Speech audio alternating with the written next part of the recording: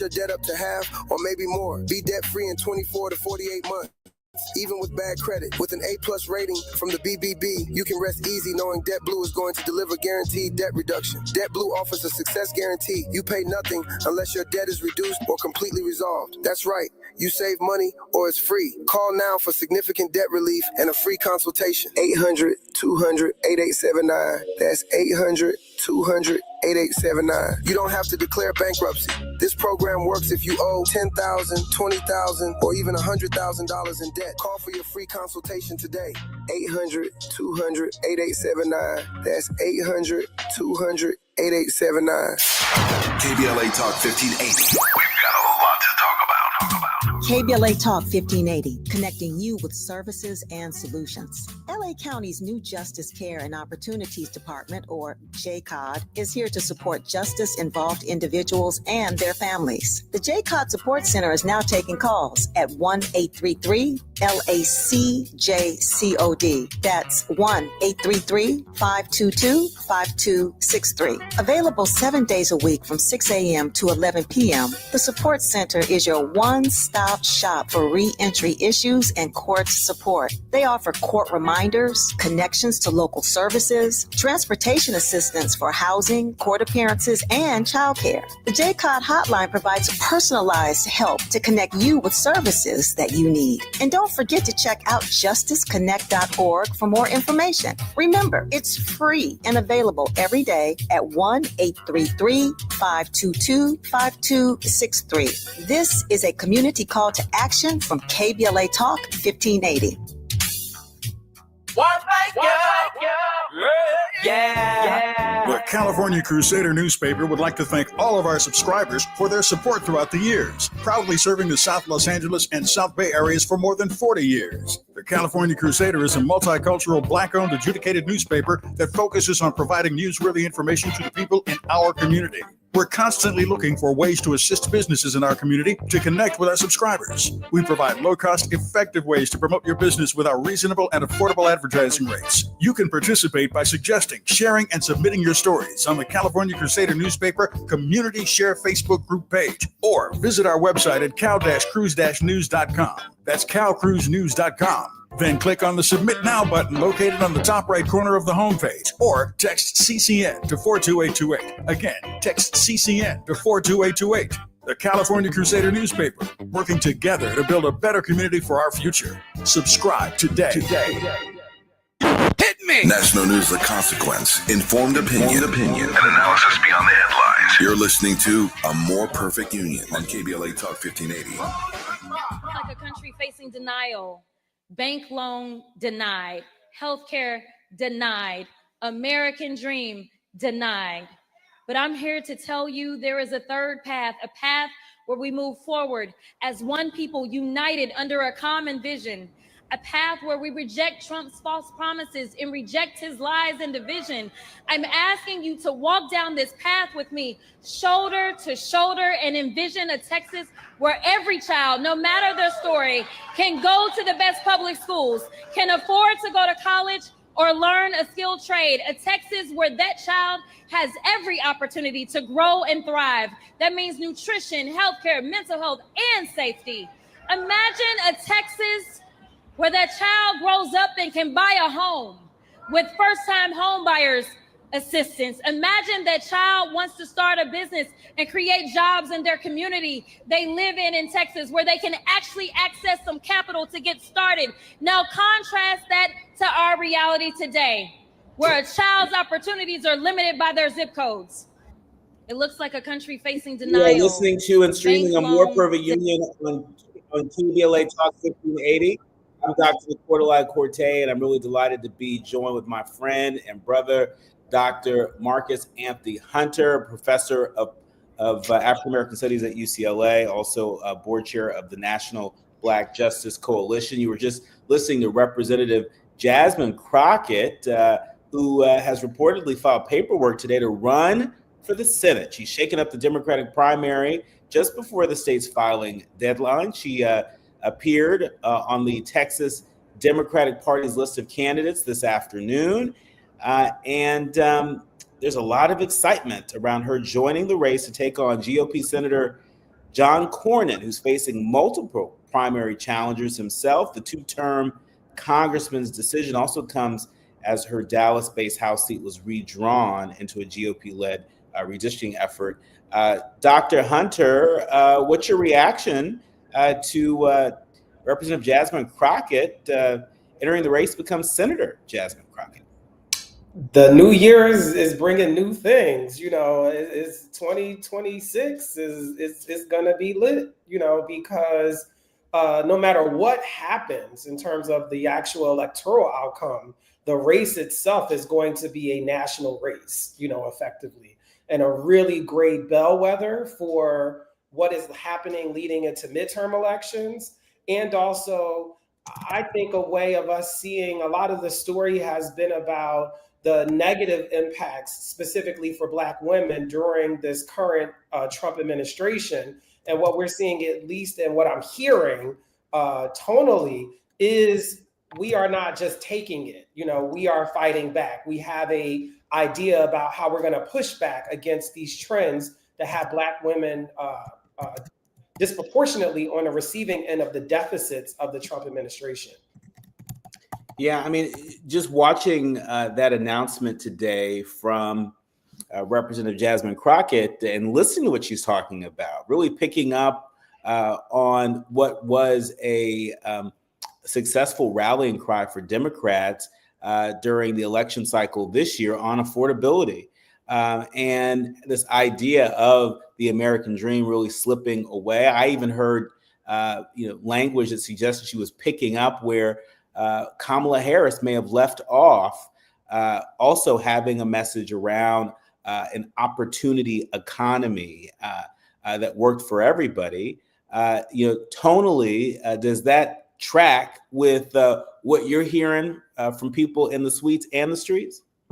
Yeah, I think tonally what I hear is that, Jasmine Crockett, Congresswoman Jasmine Crockett, has the microphone of sorts, especially around the culture of American politics, especially for people who are a part of the non-white majority. And what's happening here, I think, is that we're hearing her being able to match that microphone with a policy slate. Now, to your point, we heard that policy or elements of that in the 107 days, that led to former Vice President Kamala Harris's run as president.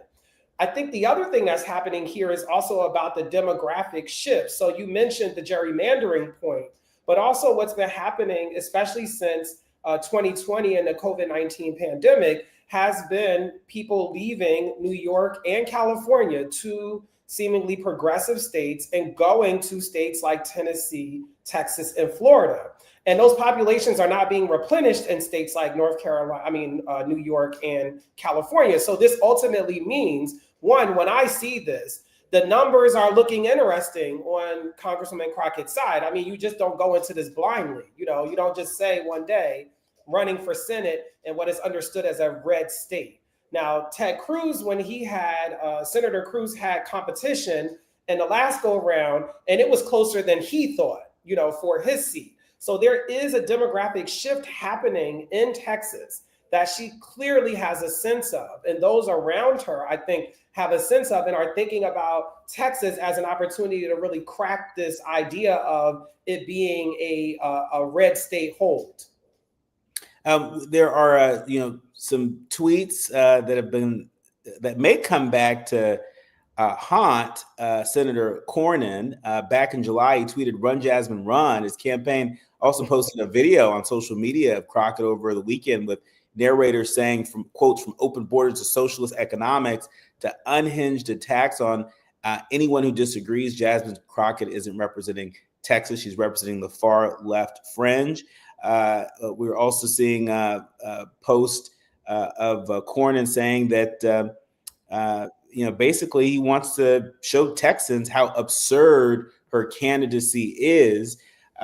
We can't be too surprised by this, but the world has changed a lot in the past year. This is not, December 2024, where Republican sense of inevitability when it came to everything that was on their wish list, seemed hard to keep at bay.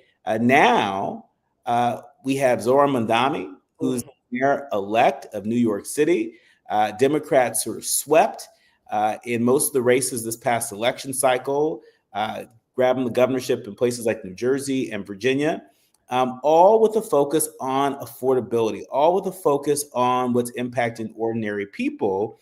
Is Senator Cornyn perhaps playing Jasmine Crockett small by talking about her candidacy for Senate being absurd?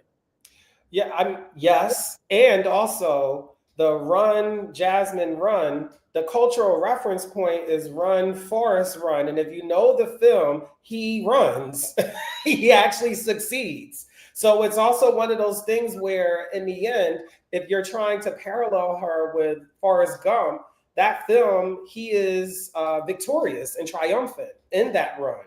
The second thing about it is, this is also a context where the Senate race isn't just about Texas. It's about people who are voters in Texas being able to reflect back to the rest of the country where we are. What are we thinking about these policies? What does immigration policy look like or impact how voters are going to turn out or turn up for either party? It's really going to be one of those times where we get to really find out. And Texas is going to be a really interesting fulcrum. Is everyone satisfied with the Trump agenda, or are they not? Are as many people upset for example, in the Latino vote? Has there really been this peel off that we've heard about, that we've been hearing reports about? Is that true? No better place to test that out than in the great state of Texas. Let me tell you, as somebody who may not be too fond of the Trump agenda, it may hit very close to home. The Guardian reporting that the mother of Caroline Leavitt's nephew rejects the White House's portrayal of her after an ICE arrest. The Brazilian-born mother of White House Press Secretary Caroline Leavitt's nephew, who was recently detained by ICE, has rejected the Trump administration's characterization of her as an absentee parent. Bruna Ferreira, who was detained by ICE in November during a traffic stop in Massachusetts, was being held at a Louisiana detention center. And she said in an interview with the Washington Post that the White House statement that she had never lived with her son or spoken with Leavitt in many years was incorrect. This seems a little too close for comfort for the White House, no? What you said, it's shout out to Malcolm X, is giving chickens coming home to roost. We're going to find out if the roost thing is there. We shall find out. When we come forward, I want to switch gears. And I want to talk about how the city of Santa Monica has been ordered to pay $350,000 to the family of a displaced Black entrepreneur as a part of a larger reparations effort. We know that Dr. Hunter, you have spent a considerable amount of time and effort and scholarship studying repair, right? Even beyond how so many folks so narrowly think about reparations, you have taken a very wide lens to this body of work. We want to get your take on what's afoot in Santa Monica. And then a little bit later, we're going to be talking about what repair might be looking like for the people of Altadena during this holiday season. You are listening to and streaming A More Perfect Union on KBLA Talk 1580. More with my brother, Dr. Marcus Anthony Hunter of UCLA when we come forward. The audience is listening. Thought-provoking, eye-opening, heart-rendering. This is where authentic voices meet powerful discussions on culture, community, and change. This is where Black voices matter. He's breaking boundaries, amplifying diverse perspectives, and tackling the issues that matter most to you. You're inside A More Perfect Union with Dr. Nii-Quartelai Quartey on KBLA Talk 1580. I'm Amber Payton with BIN News Now. White House border czar Tom Homan is defending the immigration crackdown in Minneapolis, denying it's targeting Somali immigrants. Some of these countries don't have the proper systems in place to totally vet somebody, so we don't know who they really are. Speaking on CNN's State of the Union, he responded to backlash as President Trump intensifies attacks on Somali Americans and Rep. Ilhan Omar recently claiming they've ruined Minnesota. Janice Combs is denying abuse allegations made in Netflix's new docuseries about her son, Sean Diddy Combs. In a statement to Deadline, she called the claims lies meant to harm their reputation. And billionaire philanthropist Mackenzie Scott has donated another $25 million to Lincoln University in Pennsylvania, bringing her total support to $45 million. It's part of her ongoing commitment to HBCUs, including past donations to Howard, Morgan State, and Prairie View A&M. Get BIN News now on demand 24/7 on the iHeartRadio app. Bank delays on that eastbound side of the 134, almost from Bob Hope as you continue all the way to Glendale Avenue in Glendale, and Pasadena, eastbound side of the 210. Loading up, coming up on the 134 freeway, delays and stretches all the way to Foothill Boulevard. Very slow on the 405 as the southbound, getting out of almost the Sepulveda Pass, almost from Moraga. Delays southbound continue all the way to Palo Verde in Long Beach. Think It Up is an initiative to activate student-powered, teacher-led learning projects. Students and teachers, how can you spark great learning experiences in your classrooms today? Join at thinkitup.org. This is the KBLA Sports Minute with Ray Richardson. The Lakers are tied with the Denver Nuggets for the third best record in the NBA. The Lakers are 17-6, 10-3 on the road after their 112-108 win at Philadelphia on Sunday. Luka Doncic had a triple-double with 31 points, 15 rebounds, and 11 assists. The Lakers are back in action Wednesday night against San Antonio at Crypto.com. The Clippers are off until Thursday night at Houston. Cleveland Browns head coach Kevin Stefanski says Shedeur Sanders will be the team's starting quarterback the rest of the season. In Cleveland's 31-29 loss to Tennessee yesterday, Deion Sanders had 23 completions for 364 yards and 3 touchdown passes. Sanders also had a 7-yard touchdown run. Sanders has a great opportunity to prove he's the Browns quarterback of the future.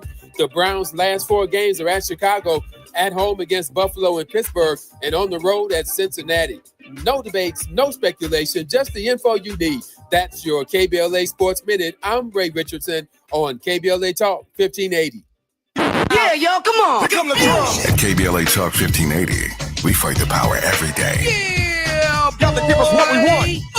Gotta give us what we need. Hey. I listen to KBLA and I love the commercials. I know what the commercials mean. I also, if I'm looking and trying to figure something out, I need something to talk to me that might hit me. And it happens on TV because, you know, every time they show a sporting event, they got the pharmaceutical companies back to back telling people how to fix the sickness on the same stuff that they sell them. So we get it. Yep, we get it too, Chuck D.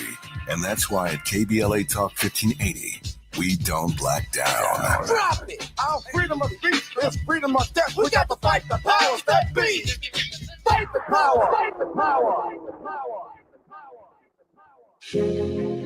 Days after the Eaton fire devastated entire neighborhoods in Pasadena and Altadena, Black Freedom Fund, an organization that invests in leaders and organizations transforming Black communities, established the Black LA Relief and Recovery Fund.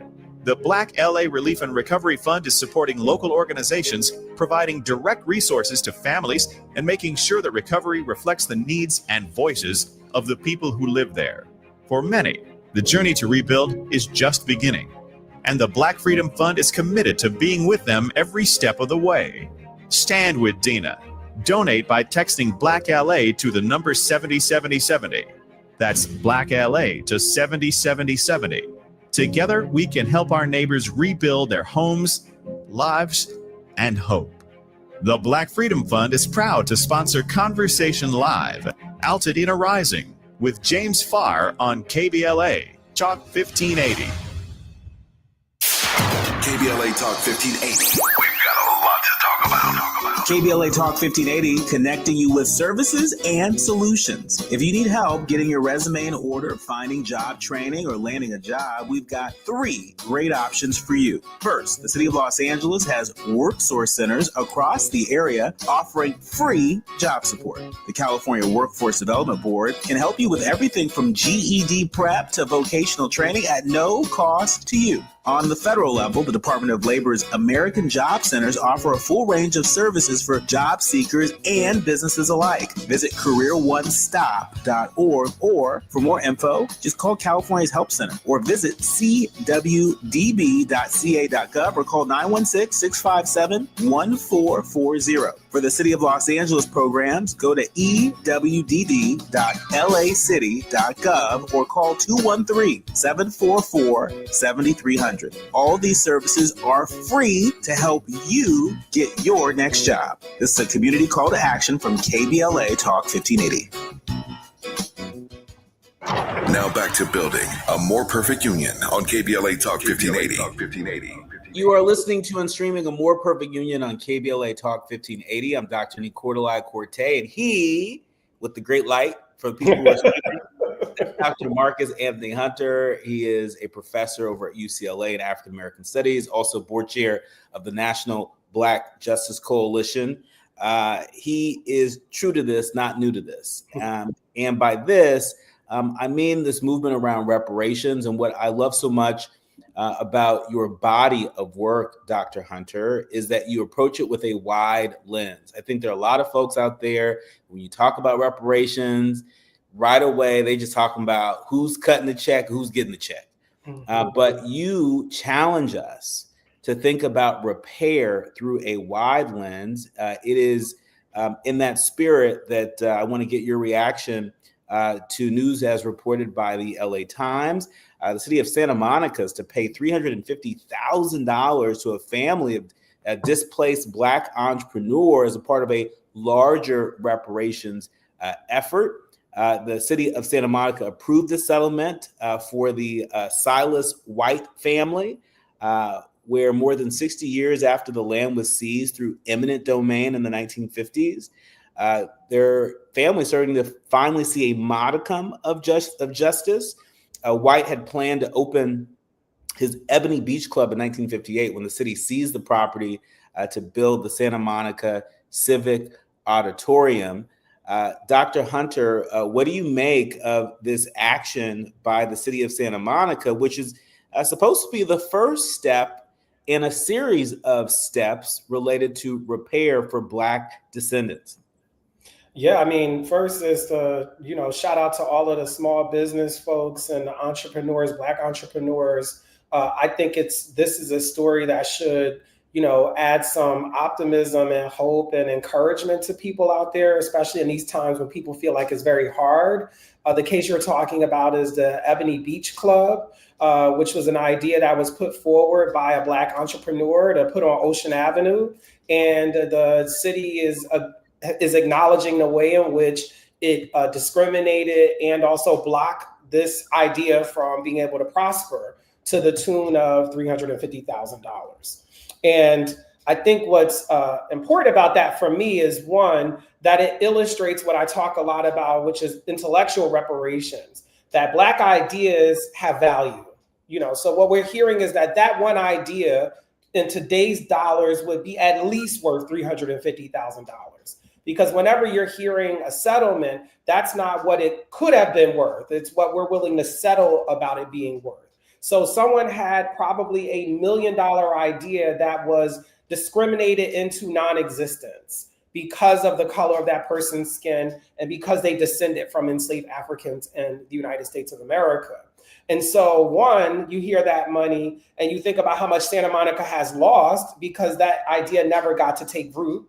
That business never got to really prosper and flourish. And then two, that in a state that became a state in 1850, city after city, town after town, they're able to find ways in which that state generated harm based on people being descendants of enslaved Africans in the United States. And so that to me tells us if a state that entered in 1850 can find culpability, then we know the 13 original colonies definitely are culpable. And so one, my hope is that we see other people start doing this too. And sorry to cut you. Two is just to say a lot of things around reparations, people talk about it being impossible, never going to happen. This is a story being reported by the LA Times about it happening, about it not being impossible, about numbers being able to be figured out, and that people are able to enter into a process peaceably and leave it peaceably. And about it happening in the age of Trump. You know, we're living in sort of the second Trump administration. I think Trump and Republicans have done an outstanding job creating a sense of inevitability. So much where there are folks who are afraid to challenge their authority or their perceived authority. It doesn't look like the City Council of Santa Monica is in that column. On last Tuesday, the City Council unanimously approved in closed session a $350,000 settlement for the family of Silas White, this Black businessman who leased a building on Ocean Avenue with the intention of buying it to open an exclusively Black hotel and beach club. What do you make of the fact that it was a unanimous vote in closed session, but a unanimous vote nonetheless by the Santa Monica City Council? Yeah, I think it speaks to the amount of evidence that there had to have been. You know, I think it also speaks to the fact that, what do they say? What is done in the dark comes to the light. And once you come to the light, the truth is undefeated. And so it also says that people can get behind this when presented with an opportunity to receive the facts of the past and also figure out ways to improve the future so that we don't continue to do this same harm to people. And we also acknowledge it as real and as having happened. Because one of the first things that often happens, and this happened with Tulsa, where Black people are pushed into a space where they're supposed to act like it never happened, or you're not allowed to talk about it. Or when it gets talked about, there's not enough supporting evidence. So people think you're just making up stuff. It's some fantastical story. Oh, yeah, Ebony Beach Club, whatever you say, sounds good. And it was real all of this time.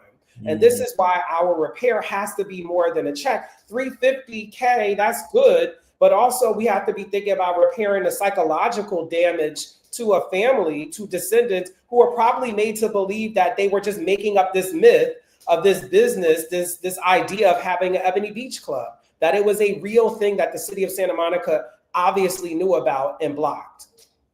Mayor Pro Tem Caroline Torosis, who worked closely on the case, reportedly said the city is working to set up other meaningful reparations for Black residents harmed by its racist past. The LA Times quoting her saying, quotes, "I hate to say this, but the city of Santa Monica took a series of actions to deprive Black Americans of the opportunity of being in Santa Monica. Our history books show that systemic racism, oppression, and discrimination happened. We as a council made a decision that despite the fact we're facing a very challenging financial time, we want to dedicate funding because a formal apology to the Black community is great, but unless it comes with money and meaningful repair, it's just an empty word." I have a feeling, Dr. Hunter, that the words of this Mayor Pro Tem are going to be fuel for the reparations movement in cities and counties and states across the country. She seemed to disarm this argument that, if your city is facing tough economic times, that's no longer an excuse to do right by the folks who have been done so wrong. Yeah, absolutely what you said. And to take it a step further, she's providing cover, for other mayors, governors, other elected officials to participate in a process, acknowledge that the process is happening, and make recommendations, and those recommendations may vary, but what better time than now to take these steps because they must be addressed. Also happening in the region, in addition to what the Santa Monica City Council is doing in the name of reparations, we know that, again, repair through a wide lens, it means a number of things. And we know that the residents of Altadena are still in the very beginning stages, almost a year out from the Eaton fire. They're still in the very beginning stages of beginning to repair their lives.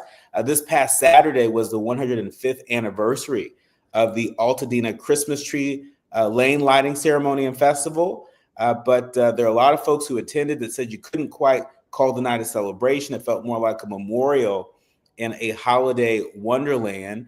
Dr. Hunter, can you offer a word to the survivors of the Eaton fire, to the residents of Altadena that are still sweeping up and picking up the pieces as they head into this holiday season, not knowing how things are going to go? Is this wildfire recovery fund, is it going to be a viable option for them? They don't know. Are they going to be made whole by their insurance companies? They don't know. There's a lot of uncertainty, but there's been a long history of Black folks in similar situations having to deal with the same uncertainty as you studied it in your scholarship. What's your word for the people of Altadena while they are still in recovery mode this holiday season? Yeah, one, that people are praying for them, that people are uplifting them. I mean, I happen to be with you on KBLA. You all as a station from hour to hour, host to host, have been having the community's back, holding people accountable. We know that Attorney Ben Crump has been a big part of playing a role in keeping people accountable. So there are people working on their behalf. I also think in times of uncertainty, you lean into what is certain.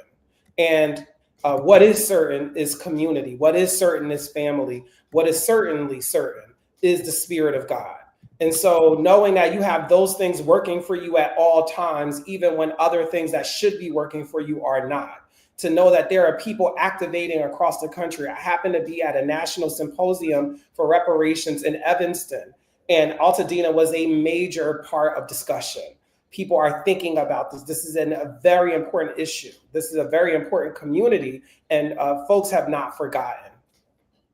Yeah, we certainly haven't forgotten, and we will not forget. I want to remind people that our friend and brother James Farr, who's the host of Conversations Live, Altadena Rising, every weekend here on KBLA. That is the show of record where we're working with the Altadena Historical Society, the NAACP, so many community groups, so many community folk to make sure that we can separate the fact from the fiction. And that these stories are not forgotten, that they're not forgotten. And in fact, they're fuel That's right. to aid in a recovery, dare I say, a renaissance of Altadena. In our remaining minutes with you, Dr. Hunter, where can people go, to tap in, to follow you, to follow your work? You have a book that is out that I think is the gift that keeps on giving for people that are looking for a dose of hope. Tell people about the book. Tell people where they can get it, where they can follow you. Yeah, Radical Reparations, Healing the Soul of a Nation, available anywhere you can buy books, especially at small bookstores and independent bookstores in particular. Always like to give a shout out just in LA, the Reparations Book Club, which was one of the first bookstores in Los Angeles to host a conversation for the book when it came out. The book also comes out in paperback in January, so we'll be hitting the road, talking to people, and interfacing with communities around that release as well.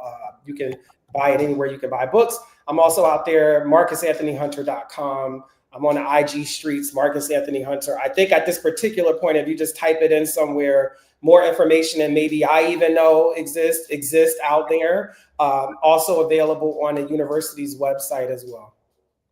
We thank you for your work and your witness. Happy holidays to you, and we'll see you again in the new year. God bless you. God bless you. You're listening to and streaming A More Perfect Union on KBLA Talk 1580, The Quiet Part Out Loud when we come forward. Thank you, brother. Striving to make America a nation as good as its promise. This is A More Perfect Union on KBLA Talk 1580. We've got a lot to talk about. If you have asthma, you know that there are certain things that can set off your asthma symptoms. These things are called triggers, and patients with severe asthma have an average of 8 triggers. It could be pollen, dust, pollution, colds, viruses, smoke, or stress. If you know your symptoms, you have already taken the first step to managing your asthma. The next step is to write your triggers down in a notebook or journal and record your symptoms when you come across those triggers. This will give your healthcare provider valuable information about what you can do to help manage your triggers. By understanding your triggers and writing them down, you are on your way to taking back control of your lung health.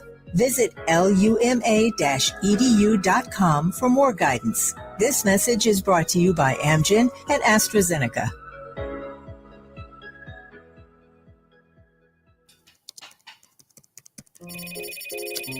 Hello? Hi, this is Regional Power and Utility calling to inform you of an outstanding balance. I thought I paid that. You're scheduled for immediate shutoff unless it's resolved today. I can help you make your payment right now. Learn to pause, reflect, and protect yourself from scams with the help of the AARP Fraud Watch Network. Nice try. Visit aarp.org/fraudwatch network to recognize fraud sooner. In a city as big as LA, healthcare shouldn't feel far away. That's why Cedars-Sinai is breaking down barriers and bringing resources like free screenings, vaccinations, and wellness programs into local communities. From Leimert Park to Lincoln Heights and everywhere in between, Cedars-Sinai is showing up, partnering with over 200 local organizations to improve access to healthcare resources. Because care doesn't just happen inside a hospital. It happens in neighborhoods and places around the city where we live, work, and grow. Cedars-Sinai, here for LA. KBLA Talk 1580. We've got a lot to talk about.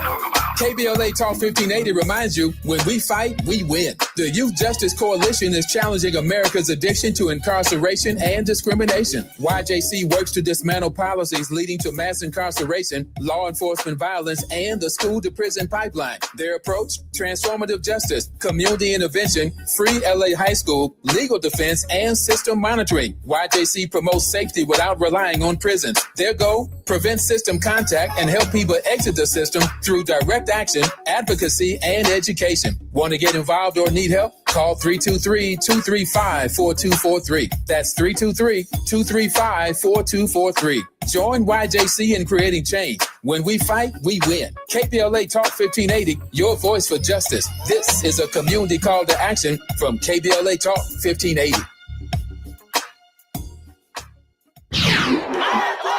We face tragedy, but we don't fall into despair. We continue our work to build a more perfect union. Positions of power in the hands of one person. Can you talk about the FTC? This is my final question. Why would Congress have thought it important to make this agency in particular independent?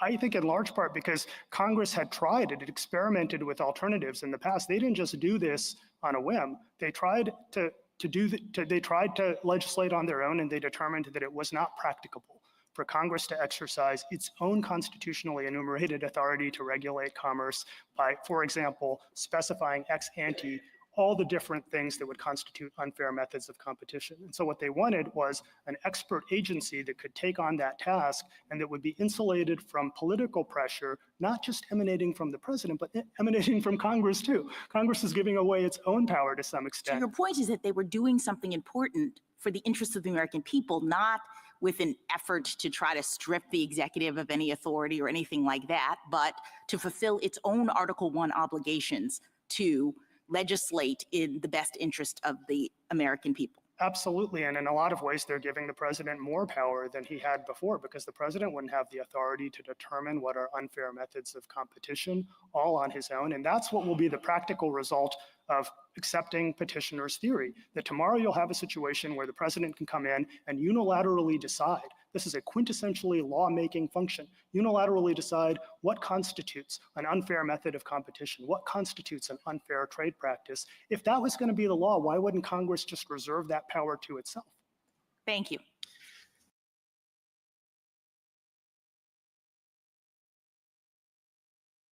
And you're just listening to, I'm Nii-Quartelai Quartey, and you're just listening to oral arguments from the U.S. Supreme Court. That was Justice Ketanji Brown Jackson during Supreme Court oral arguments in the Trump versus Slaughter case. This case is looking at whether the 90-year-old Humphreys executor precedent, which limits the president's ability to fire officials from independent agencies, should be overruled. Justice Jackson says that it's in the best interest of the American people to have certain kinds of issues handled by experts, and it's undermined when one person has too much power. And that is what was being litigated before the court earlier today. Why did I think it was important for you to hear that soundbite? Because we rarely actually hear what's happening, the oral arguments in the U.S. Supreme Court. And so I thought that was important. But number two, it's sort of a sleeper issue. This is not an issue that's going to attract a whole lot of attention right now in this moment, but this is a decision that could have a direct impact on our everyday lives. Let me just say, as a non-lawyer listening to these oral arguments, I have no doubt that that was a pretty consequential oral argument today at the U.S. Supreme Court that could make not just this president, but future presidents more powerful, if you can believe it. They will make government more partisan. They will make corruption even worse, and they're going to make government agencies less independent. And so, this is a part of what is at stake. I don't care how smart you are. I don't care how much you may align with any particular group's values. Having that much power concentrated in the hands of any one president, it's hard to believe that the framers of the Constitution believed that was a good idea. It's hard to believe that three co-equal branches of government, the other two co-equal branches of government, would surrender their power and their authority under the Constitution to the executive in this way. And think about how many independent agencies touch our everyday lives. We're talking about the independent agencies that sort through data and research to make decisions on vaccine schedules, that make decisions related to trade, that make decisions related to elections. If suddenly a president could essentially clean shop and install partisan loyalists, that would be a great departure from the system that we have right now. And so I say all this to point out the power of your vote, because there are some folks out there that, believe it or not, still aren't convinced that their vote has power, right? It is your vote. For the people who voted, and for the people who didn't vote, it was your unwillingness to vote, to exercise your right to vote, that brought us to this moment. And so I think it's important that we keep a line of sight as to what is happening and how people are using and maybe even misusing that power to create more power for themselves. You are listening to and streaming A More Perfect Union on KBLA Talk 1580. When we come forward in our next hour, you don't want to miss my conversation with one of your favorite characters from Stranger Things. You know what I'm talking about? Sherman Augustus. Sherman Augustus, who plays Lieutenant Colonel Jack Sullivan, joins me when we come forward. You're listening to A More Perfect Union. KBLA 1580 Santa Monica. I'm Amber Payton with BIN News Now. Opening statements are underway in the trial of Black Atlantic City, New Jersey Mayor Marty Small, accused of punching and knocking out his teenage daughter with a broom. His wife, the city school superintendent, faces separate abuse charges. Both have pleaded not guilty. Maryland's Black Governor Wes Moore has